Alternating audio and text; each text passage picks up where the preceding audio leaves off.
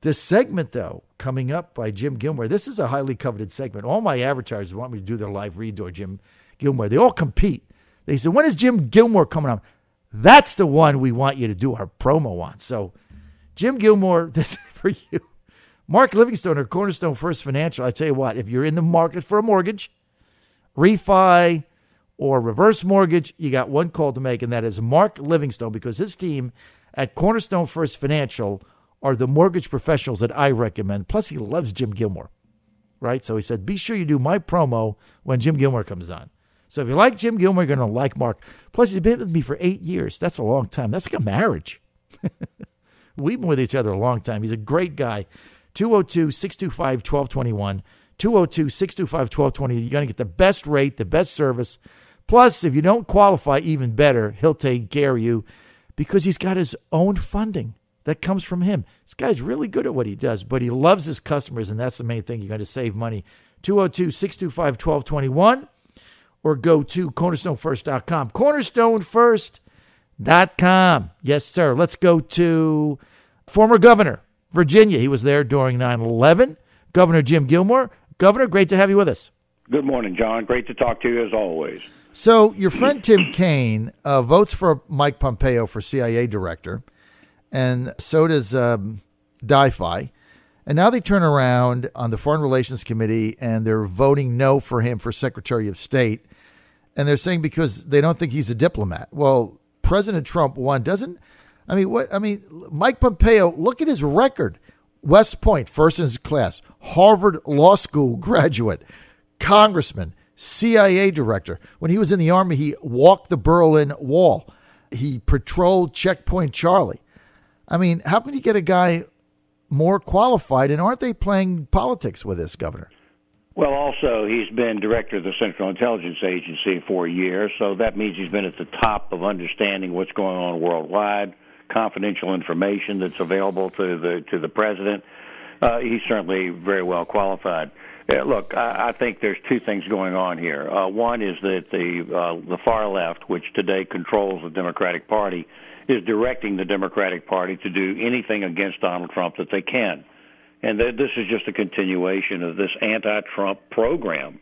But I would argue that there's a countervailing concern here that I think members of the Democratic Party need to understand, and that is they shouldn't be controlled by their far-left elements, and they need to put the nation first. Now, Mike Pompeo is going to be confirmed as Secretary of State.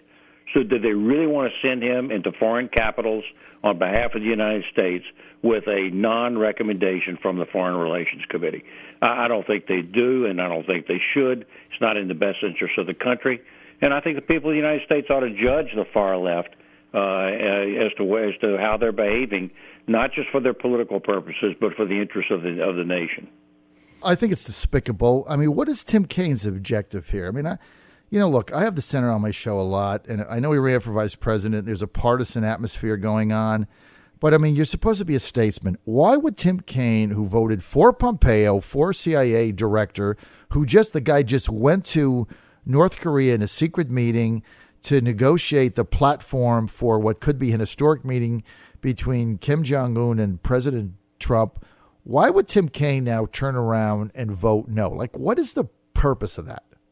You know, and I can only speculate. When he comes on your show, you're going to have to ask him. And these sort of crude, general, ambiguous personal attacks against Mike Pompeo or the president just aren't sufficient because the election's been held. The president is the president. He gets to name his foreign policy team. He's doing that. And frankly, the foreign policy of the United States is improving under Donald Trump. So the point is this: the far left has got to let the Democrats be reasonable people. And I think that these people who are office holders who are in the Democratic Party, they have to define themselves. Are we regular Americans or are we members of this radical far left? And I think that they need to be regular Americans and support the election process and the president and his foreign policy initiative. Now, that doesn't mean they can't be critical. I think they can be, and I think they have a duty under the Constitution to provide check and balance. But this reflexive opposition unanimous, by the way. One thing about the Democratic Party, they are unanimous people. There's just no need for this, and I think that they're injuring the country because Mike Pompeo is going to be confirmed by the United States Senate. Yeah, he is. So we were just talking about this to Congresswoman Barbara Comstock a few moments ago. I talked to Tom Cotton, Republican senator from Arkansas, who said, look, regardless of whether or not he gets out of the Foreign Relations Committee with a recommendation, whether he gets out of that committee or not, he's going to the full floor of the Senate. And Cotton said they had the votes. Heidi Heitkamp from South Dakota just said she was backing him the other day. The only Republican known to not back him is Rand Paul. That puts him at 52 or something, game over. Plus, he's going to pick up Doug Jones. Plus, he's going to pick up Joe Manchin. So he's going to easily get confirmed. So this is just a lot of jumping up and down and posturing. But, you know, I think for Tim Kaine, who ran for vice president, who sits on the Foreign Relations Committee, I think to vote no in that committee, it's really disturbing to me because I like the senator a lot and he's a good guy. But, you know, this partisanship that we have, you know, Colin Powell got nominated 100-0. Hillary Clinton 98-1. Who else? John Kerry 96-2. It doesn't make any sense to me why you would do this. You know, as you know, I declined to run for the U.S. Senate this year. I'm certainly watching the fact that big money from left-wing money is coming in from all across the country to support Tim Kaine. But I think that and I'm cordial with Tim, I think that he needs to really focus on being United States Senator from Virginia. And that means that the Virginians need to be in support of the president as he goes into negotiations like North Korea, issues like Iran. He's got the president of France coming to visit him today, I believe. Angela Merkel coming in from Germany at the end of the week. These are big moments, big moments. And the president's moving the country forward on his tax cuts, the growth of the economy, better foreign policy, stronger foreign policy. And it's frankly, the world is in crisis, and the people, the Virginians, I think, want to be supportive of a better America. And I think Tim ought to be listening to that. Well, I hope so, Governor. Let's get to President Macron coming in today to the White House. The president taking him to Mount Vernon. They have a pretty good relationship. The president of France about half the president's age, which is kind of funny. As you get older, you appreciate older people. I'm just saying, Jim, not that you're in the same category as me, but that's what happens. And then you got the youngsters running around. You know how that goes. So what do you look for in this meeting? Well, I think it's a bonding meeting. We've got actually better relations with France maybe than we've had in a very, very long time. Macron and President Trump have simply decided that they're going to have a good personal working relationship. And the French are important, particularly with respect to the Middle East. When the time came to make a demonstration on the gas attacks in Syria, America did not have to act alone. They acted together with the British and also with the French. So there's a good communication going on. I know that when I was communicating with people in the CIA several years ago and they were briefing me, they told me that the relations between American intelligence and French intelligence is very, very close. The French have interests in Africa, and particularly in North Africa. So they're a good ally to have, and I think the president has really advanced this relationship. So I get the bonding thing, and, you know, the president is one who believes in building relationships, so that makes a lot of sense.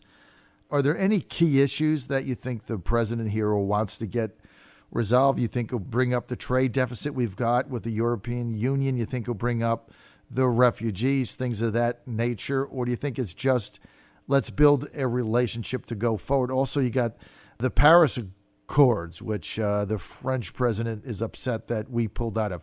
You've also got the Iranian deal where the European Union has been weaseling deals behind the scenes in order to try to get us to stay in that. What do you think of those two issues as they relate to his visit, Governor? Yep, and I think this. I just the other day, I actually visited the German Marshall Fund meeting with Olaf Scholz, who's the Vice Chancellor of Germany.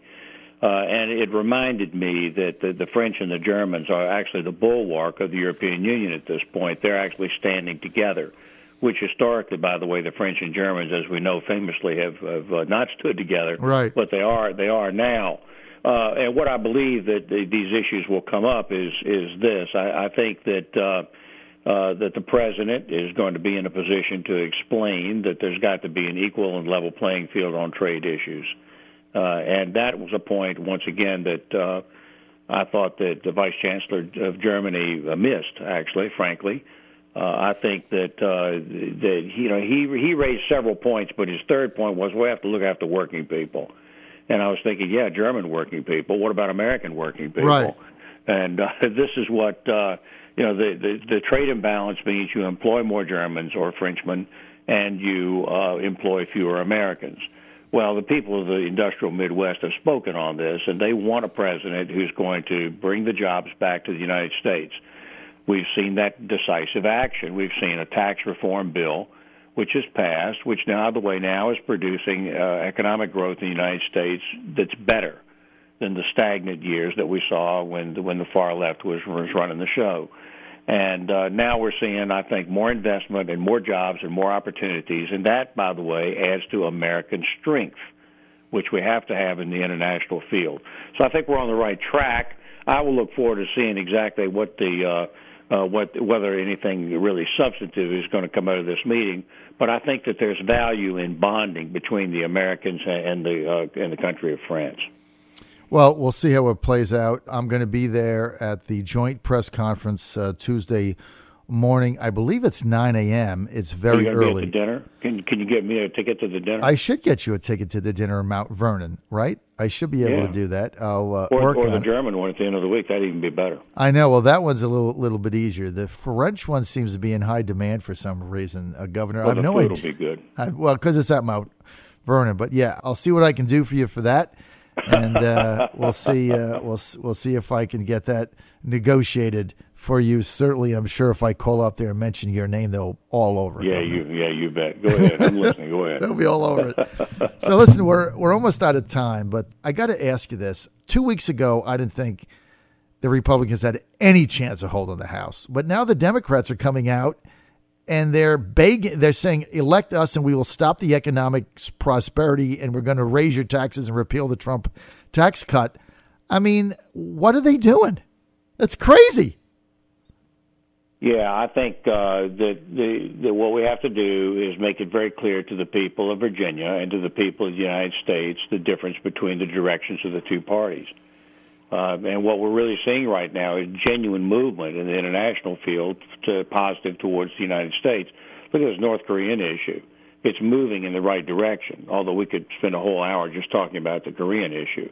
But things are improving, but under the decisive leadership of the United States at this point with President Trump. So I just think you're right. I think that as the issues become more clearly defined, well, the people of the United States may not choose and to turn around and give the Congress back to the Democrats. I think we may be in better shape than we think. Well, I think so. Also, we're looking forward to the North Korean summit. Mike Pompeo certainly set the stage for that. We will be there. We'll be traveling with the White House press corps to wherever that is. Where do you think it'll be, Governor? Take a guess. I'll bet you it's just held in the. I don't know, John, where it's going to be. If they want to have a high-profile meeting, they can do it someplace. But I think that if they're going to find a neutral site, they may as well do it right there on the border. That engages the United States, the South Koreans, and the North Koreans. Chinese don't need to be involved with this at this point, although I think they're dying to be. I think that this is a case where. Something can actually be accomplished. But look, here's the heart of the thing that your listeners have to hear before I hang up. The United States must be prepared to act, and we must be prepared to say that we know what we're trying to achieve here, and that must be that the North Koreans have to eliminate their nuclear program, period. End of story. No waffling around, no half measures. The United States is not safe if the North Koreans, and our allies are not safe if the North Koreans continue with this program. And as long as they know that we mean business, I think they'll negotiate out. And there's no reason for us not to offer some economic benefits or something like that, but they cannot continue to hold this Damocles sword over the United States, the Japanese, and the South Koreans. End of story. And as long as the United States is clear about that, I think we're going to have a good result. All right. End of story. Great analysis by former governor of Virginia, Republican Jim Gilmore, thank you for that, sir. I think you're spot on, and we will see you next week. Thank you so much. Always appreciate your analysis. Former governor of Virginia during 9/11, also chairman of the 9/11 Commission, former governor Republican Jim Gilmore. Thanks for being with us, sir. Keep going, John. You're becoming a big voice in the United States.